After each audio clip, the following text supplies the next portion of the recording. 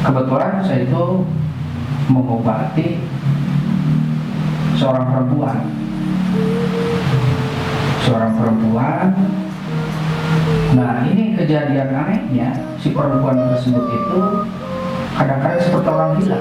Dia beberapa kali koma.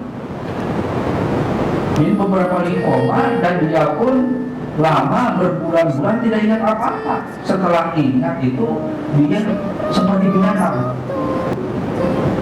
Ketika melapor, banyaklah hal kejadian-kejadian aneh dari situ dan banyak yang meninggal. Jadi banyak yang meninggal, jadi janggal maksudnya. Orang yang mau melaporkan tahu-tahu misalkan nggak ada apa malamnya.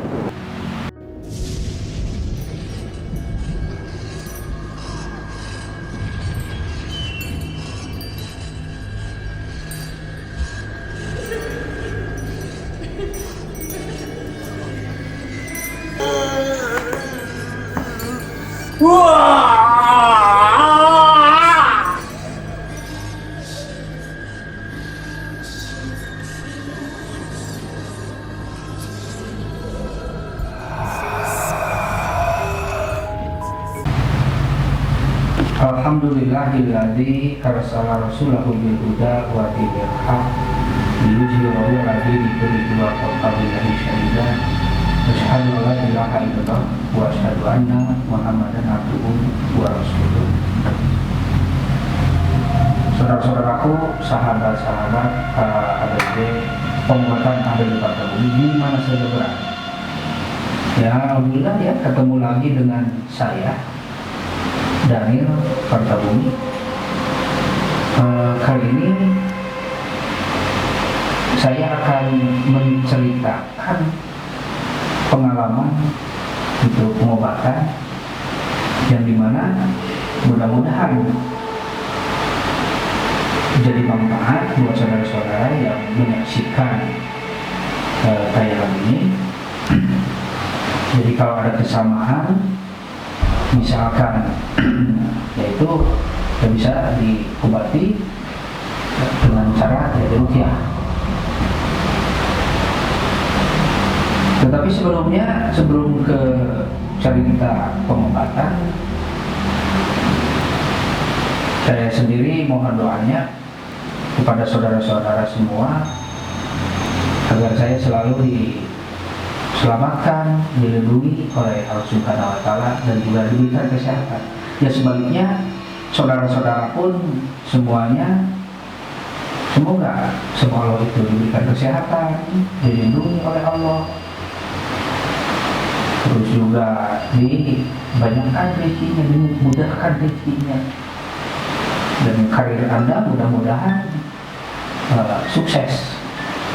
Ya hanya kepada Allah kita memohon, dan mudah-mudahan Allah mengabulkannya. Jadi semuanya penonton-penonton atau yang biasa menonton di sahabat ABD Partabumi itu karirnya ya sukses-sukses gitu, atau usahanya ya maju dalam tanda kutip ya banyak, maksudnya digampangkan rezekinya. Nah ini saudara, mungkin saya ngobatin itu antara sebulan ke belakang. Jadi ada hal yang menarik. Ya, sebetulnya kalau tidak ada hal yang menarik nggak mungkin saya ceritakan, karena memang banyak hal-hal kalau kejadian masalah gaib ini tidak masuk logika gitu. Dan saya pribadi kadang-kadang tidak masuk logika, tetapi ya akhirnya karena sering menangani atau mengobati semacam gangguan-gangguan gaib, akhirnya sudah tidak dipikirkan lagi, ya bersyukur aja kepada Allah. Saudara-saudara, sahabat ABD Partabumi, nah jadi kejadiannya seperti ini. Saya itu diundang untuk mengobati ke salah satu tempat, yaitu masih di daerah Bandung juga.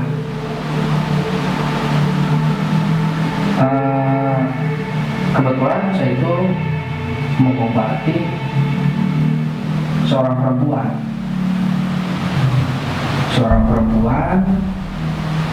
Nah ini kejadian anehnya, si perempuan tersebut itu kadang-kadang seperti orang gila. Jadi memang itu udah bertahun-tahun. Saya ngobrol-ngobrol, ternyata sudah hampir katanya sekitar 7 atau 8 tahun. Dan sudah berobat kemana-mana, medis maupun non medis, dan memang dia itu sama Allah belum dikabulkan, belum sembuh. Jadi, nah itu juga ketika saya masuk itu ke dalam rumahnya, ketika ketemu, tahu-tahu badannya itu apa langsung bongkok, langsung nyerocos gitu. Karena nyerocos dia, jadi langsung ngebentak saya. Kenapa siapa mereka dia? Mau apa kamu kesini? Matanya itu sampai melotot kayak seperti itu. Saya juga kaget gitu. Nah, terus juga saya lagi berdoa, enggak juga itu kayak ini, kayak kerak, cingkrak kayak gitu, kayak kerak, ya menggoda mungkin tujuannya. Juga apa? Katanya, nah setelah ini singkatnya gitu ya, setelah saya obati, Nabi itu bercerita. Keluarganya memang di situ kan disaksikan oleh ibunya, bapaknya, terus juga ada adiknya. Gitu. Jadi sudah dianggap dia seperti orang gila, sama neneknya juga sudah dianggap seperti orang gila karena kalau sudah setelah jadi itu ngomongnya melantur. Yang ngomong melantur itu misalkan gini, pas dia itu ketemu misalkan dengan tetangga, dia ngomongin bahwa katanya si bapaknya itu sebetulnya dia pesugihan, kayanya itu dengan pesugihan. Terus juga ngomong misalkan bahwa itu orang durhaka. Jadi aib keluarganya yang memang belum tentu benar dan memang tidak benar itu dia ngomongin. Jadi seperti apa ya? Seperti mengadu domba. Kalau dulu memang dia kadang-kadang percaya gitu. Jadi keluarga percaya, oh dia itu gila. Nah, dan pernah gitu katanya. Jadi maksudnya pernah di situ dia kan tidak pernah bertanya. Misalkan tadinya tidak pernah berobat kepada paranormal kayak gitu, tapi kok dia bisa tahu bahwa ibunya atau bapaknya itu sering ke paranormal dulunya. Padahal dia waktu kecilnya itu tidak bersama ibu bapaknya, jadi diurusnya nenek dan memang tadinya berjauhan katanya. Jadi kurang tahu lah sebelum mungkin dengar banyak dengar gitu. Dan cuma kok sampai mendetail, gitu, punya pusaka ini, gitu kan? Yang anehnya kan seperti itu. Dan yang terakhir, ketika misalkan dibacakan ayat-ayat, dia itu tidak ngefek apa-apa. Ternyata dia dikendalikan jarak jauh. Gitu, dikendalikan jarak jauh oleh seseorang atau bisa disebut mungkin kalau dalam keilmuan seperti diraga sukma gitu. Dan akhirnya ketika didoain minta pertolongan Allah untuk ke raganya atau misalkan ke manusianya yang di dalamnya, baru dia keluar dan menjerit. Akhirnya dia minta ampun, dan memang dia katanya memang bukan sebangsa jin tapi mengendalikan karena ada dendam gitu. Nah, jadi pertama dia memang ngakunya kepada orang yang sudah meninggal, padahal bukan orang tersebut yang sudah meninggal, itu kendalikannya memang sama orang yang masih hidup. Itu mungkin aneh ya, secara logika ada orang bisa mengendalikan jarak jauh yang disebut miraga sukma itu. Wallahualam ya, saya kurang maksudnya tidak mendalami hal semacam itulah, bukan insya Allah bukan, kalau izin Allah bisa saja. Saya juga cuman saya nggak memperdulikan hal-hal semacam itulah maksudnya. dan belum pernah mengendalikan. Bukan tidak bisa, insya Allah bisa atas izin Allah, cuma belum pernah mengendalikan orang dari pihak dia. Saudara, sahabat dari Kota Bumi, nah ini cerita yang keduanya. Jadi duit adik yang keduanya ini bersama, memang dari kecil bersama ibu bapaknya, karena kebetulan kan kalau tadi berlainan bapak. Nah, si istrinya ini waktu pas begitu menikah itu katanya di pelaminan itu, terus di tembok itu ada darah yang muncul, jadi seperti darah segar. Itu entah datangnya dari mana, mereka itu tidak mengerti. Kenapa kok lagi dalam pernikahan harusnya misalkan bulan madu, kok ini dari dinding kamar itu kok keluar darah, dan di kasur pun keluar darah. Ya kalau misalkan darah nipas, mungkin dia lagi head,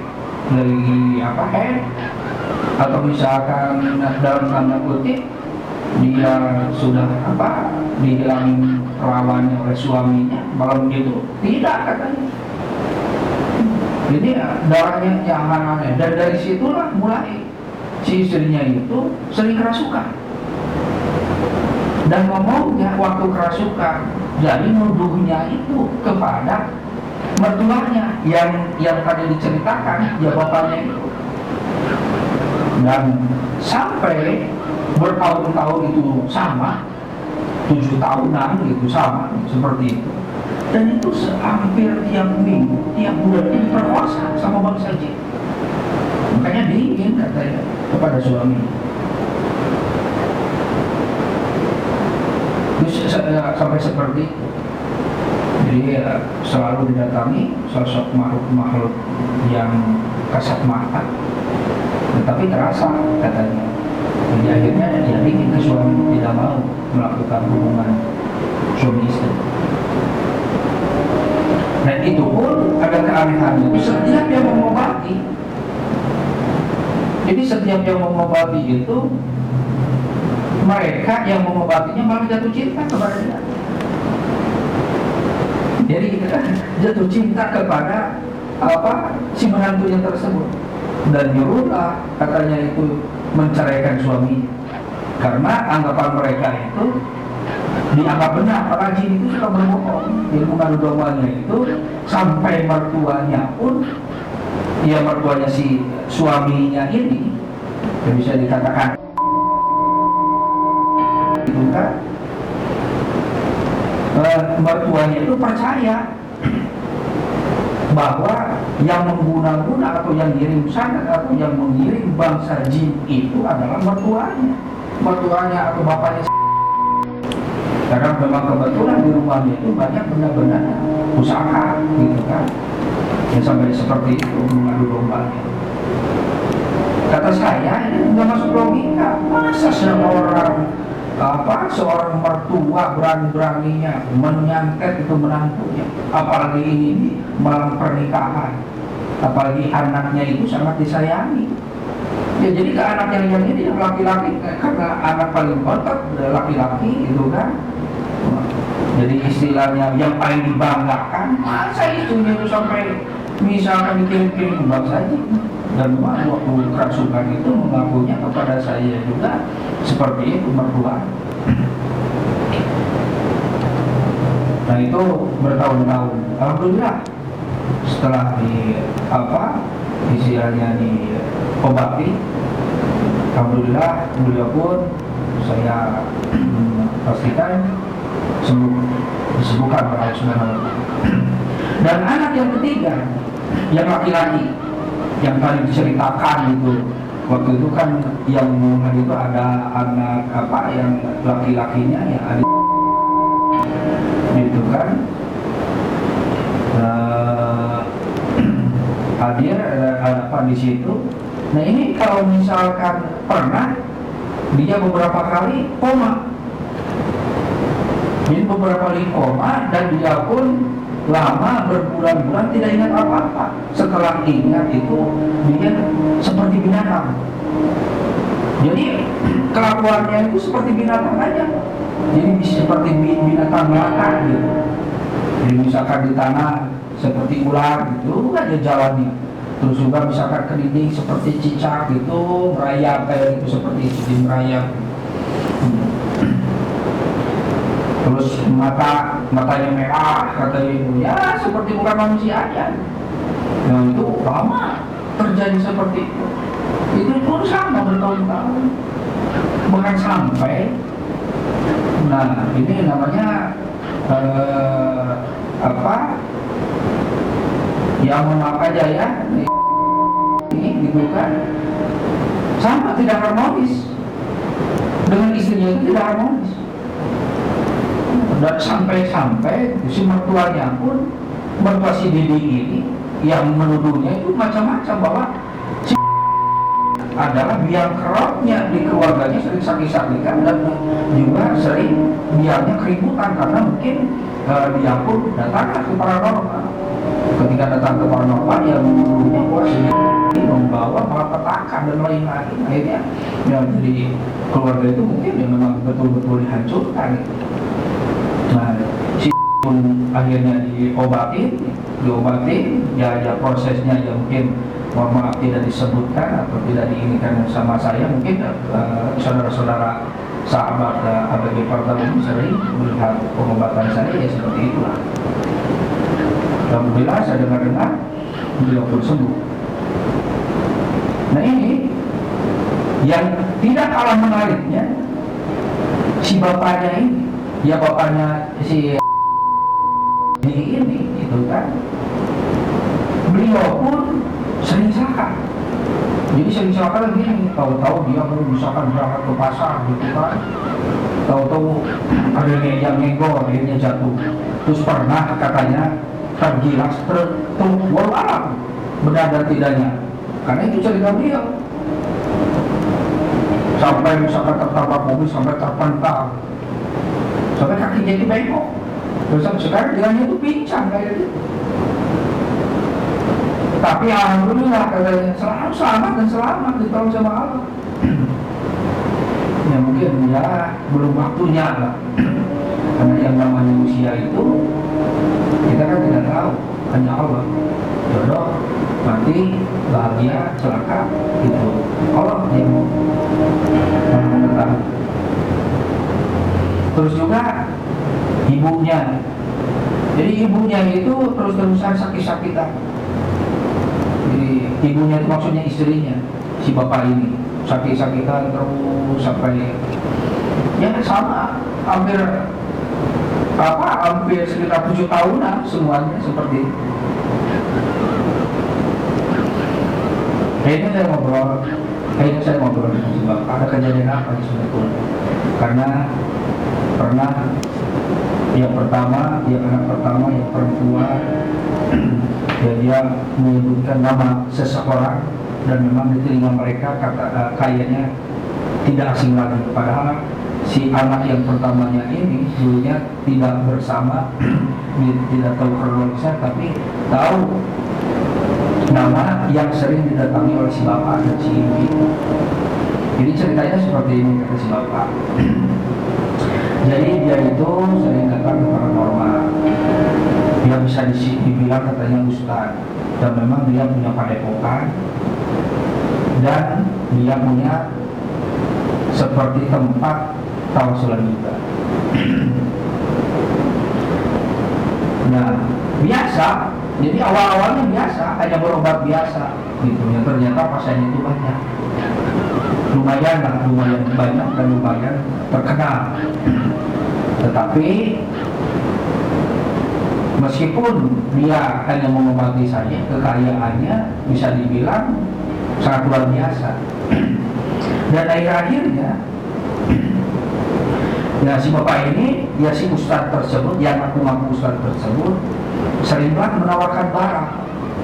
Dia bukan menawarkan, dia misalkan ngasih nih untuk penggaris, ini jaga sama kamu, mahalnya 100 juta. Tapi karena udah terbiasa datang ke sana, terbiasa berobat, dia ini percaya saja. Nah, makanya jangan salah ya, harus bisa membedakan antara ustaz dan dukun. Kalau dulu itu dukun itu di depan, kalau dulu itu secara nyata, ya secara nyata seperti di film-film, kalau dulu ada film Susana itu di depan ada sesaji, ya apa ya kebanyakan kayak gitu, terus dia pakai gitar, di belakangnya itu ada apa tengkorak kayak gitulah, pokoknya yang serem-serem aja gitu kalau dulu. Mengapakan kalau sekarang banyak yang pakai sorban, banyak yang pakai peci. Kalau ternyata bangsa sesajinya atau ya sebangsa kayak gitu ya, tempat apa kemusikan kayak gitu adanya disimpannya di kamar. Jadi ya bagi orang karena melihat penampilan akhirnya kan disebutnya ustaz, bapak kiai, gus, dan lain-lain banyak sebutan kepada orang-orang yang alim, padahal tidak tahu gitu kan seperti apa dalam yang membaca-baca misalkan membaca ayat Al-Quran dan lain-lain, membaca dengan benda-benda pusaka. Nah, itu hak mereka ya. Nah ini cuma lama kelamaan itu karena percaya gitu sama si ustaz tersebut, setiap kali misalkan dikasih sesuatu benda itu mahalnya tidak tanggung-tanggung. Lama-kelamaan sampai akhirnya bosannya itu kadang-kadang tidak efek apa-apa, tidak berlaku apa-apa, tidak ada masalah apa-apa yang disebutkan misalkan ini pengaruh ternyata tidak laris dan lain-lain. Nah ini dengar-dengar ketika orang-orang yang ketemu, berbincang-bincanglah dengan orang-orang yang ketemu ketika datang ke sana. Akhirnya mereka berbincang, saya juga habis sekian ratus juta, saya juga sekian ratus juta. Ya akhirnya dari situ ya timbullah pemberontakan. Nah ini berarti penipuan, kita laporkan aja. Nah yang melaporkannya itu si bapak ngajak-ngajak ke orang lain. Jadi korban itu banyak gitu. Bahkan ada yang dari pulau luar juga, ada yang dari provinsi luar gitu kan, bukan di Jawa Barat. Itu apa si korban penipuannya itu. Ketika melapor gitu, banyaklah hal kejadian-kejadian aneh dari situ dan banyak yang meninggal. Jadi banyak yang meninggal, jadi janggal maksudnya. Orang yang mau melaporkan tahu-tahu misalkan mengarah malam, tahu-tahu misalkan besoknya tertabrak mobil. Banyak kejadian aneh. Jadi si bapak sendiri kata yang akhirnya kuat sampai bisa melaporkan dan ditangkaplah oleh polisi itu dan akhirnya dimasukin ke penjara. Nah ini pas begitu dimasukin penjara, nah setelah keluar ini akhirnya beliau pun sakit-sakitan dan meninggal dunia. Nah, penerusnya itu ada anaknya, di situ kan ada anaknya itu penerusnya itu. Mungkin si anak ini tidak terima karena bapaknya merasakan bahwa si bapaknya itu sampai sakit-sakitan itu karena ulah si bapak ini. Nah bisa dikatakan nah memang pada ternyata pusakanya itu banyak sekali bisa dibilang itu satu kamar dan berjenis-jenis pusaka itu saking banyaknya. Nah, saya juga tidak paham, ternyata ngobrol-ngobrol memang dia itu si Pandowo ini dulunya itu memang pengelana yang suka dia itu datang ke paranormal satu dan ke paranormal yang lainnya ya seperti itulah, sampai misalkan dari ujung kulon sampai ujung wetan, timur, barat, dia pernah menjadi. Dan akhirnya ya alhamdulillah dibersihkan ya badannya, karena dia katanya tidak merasa bahagia jadi sering gelisah, tidak merasa bahagia di sana, dia dijauhkan. Itu ibadah. Jadi kalau misalkan melaksanakan sholat itu terasa seperti malam-malam. Memang tetangga-tetangga itu ya dari perkataan-perkataan dari sana sini, dari anaknya yang sering dikendalikan jarak jauh itu, jadi banyak berfitnah, katanya dia itu pesugihan, dia itu memang apa ya istilahnya banyak apalah banyak kotor di situ, mungkin berhujat kepada bangsa-bangsa jin, dan karena mungkin ya banyak koleksinya bangsa pusaka-pusaka itu, dan akhirnya si pusaka-pusaka tersebut diserahkannya kepada saya. Saya kan bingung, misalnya pusaka segitu banyaknya. Akhirnya sama saya, akhirnya si pusaka-pusaka tersebut insya Allah itu yang melalui saya, itu hakikatnya kan Allah dinetralisir. Dan yang paling berbahayanya seperti misalkan apa ya yang pusaka-pusaka yang berbahayanya itu malam itu kebetulan waktu itu malam Jumat ke beberapa hari kemudian kan saya mengobati itu, pertama anak yang perempuan, terus juga menantu, dan kedua anak mantunya gitu ya, yang laki-laki yang paling gede, terus juga anak yang ketiga, terus juga mengobati ibunya ada sakit-sakitan terus. Nah, itu sehari-hari ya, sehari-hari. Terus juga ya bapaknya itu ya badannya itu diabur gitu, maksudnya dia ingin dihapus kesaktiannya yang ya bisa dikatakan ini ya. Nah, itu si pusakanya itu malam itu juga saya bawa. Saya tanya dulu, Pak, kalau di sini ada sungai enggak, atau ada ini enggak tempat misalkan yang memang gimana ya, yang jauh lah dari pemukiman penduduk. Nah, akhirnya dia nunjukin, katanya di sana ada sungai besar di atasnya itu. Nah, tapi melewati makam besar, makam gede lah. Akhirnya saya sendirian berangkat ke situ, yang memang alhamdulillah tidak ada gangguan apa-apa, ya sekedar angin atau misalkan seperti ada petir yang menyambar-nyambar, itu bunyinya ya sangat kencang sekali gitu kan. Tapi cuek aja, yakin aja kepada Allah. Tidak ada gangguan di situ. Pasti suruh saya turun ke bawah.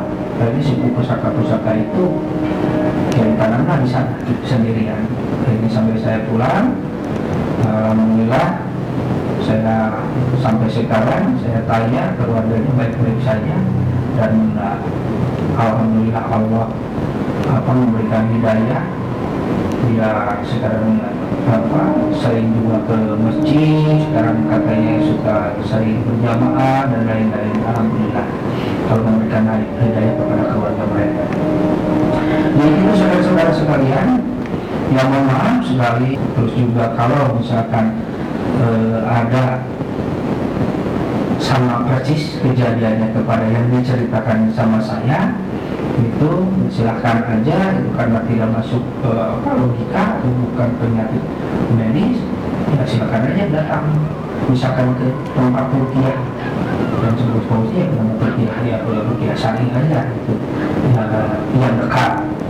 Jadi bukan misalkan harus jauh-jauh kepada saya, coba aja misalkan yang dekat aja dulu. Memang masalah kabulnya itu ya hanya Allah, bukan berarti misalkan saya setiap mengobati itu mesti sembuh. Pasti suatu saat bisa saja itu sama Allah itu tidak disembuhkan, yang belum disembuhkan maksudnya. Begitu saudara-saudara sekali lagi mohon maaf, mudah-mudahan kalau misalkan keluarga Bapak melihat tayangan ini, videonya pun bisa ditayangkan dari cerita secara langsung bapaknya, terus juga cerita anaknya, dari mulai anak pertama sampai ibu sampainya bapak sendiri gitu kan. eh, alhamdulillah gitu. Tapi tidak pun tidak jadi masalah gitu. Karena ini memang kejadian bukan kejadian yang sama. Misalkan ini kalau berkenan silakan di-subscribe, subscribe, like dan share. Mudah-mudahan ada manfaatnya, ya khususnya buat saya pribadi, umumnya buat saudara-saudara sekalian. Kalau segitu aja mungkin ya dari saya. Selamat berjumpa lagi di lain kesempatan. Akhirul kalam. Rabbana atina fid dunya hasanah wa fil akhirati hasanah wa qina adzabannar. Assalamualaikum warahmatullahi wabarakatuh.